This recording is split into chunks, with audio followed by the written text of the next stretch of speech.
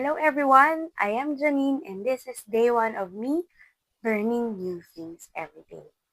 So this is me challenging myself to learn new things.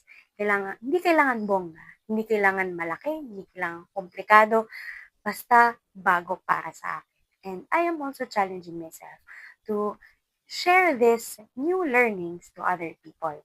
If you want to check my social media accounts, it's been dead for years. I haven't posted anything for years, like content wise. So, because life happens. So,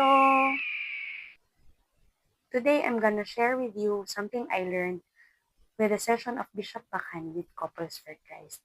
He talked about the charismatic nature of a charismatic community. So specifically, the session is for Couples for Christ. But what he shared is not just for Couples for Christ, but for every charismatic community. So he shared the three dramatic changes in the life of Catholics because of the charismatic renewal, which began after Vatican II.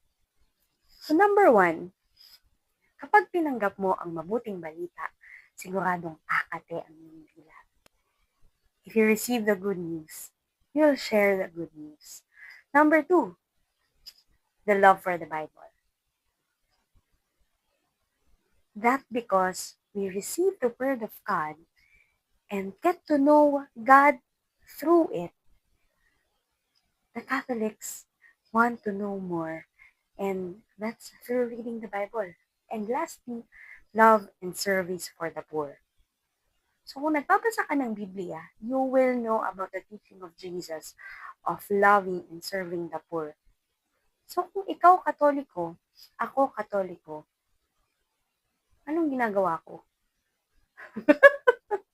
So, that's another challenge for me today.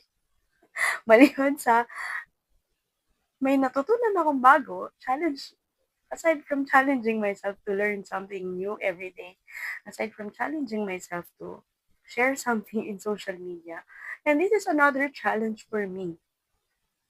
Now I ask myself, what am I doing as a Catholic? Maybe ask yourself too. See you sa susunod na video where I get to share new things I learn every day.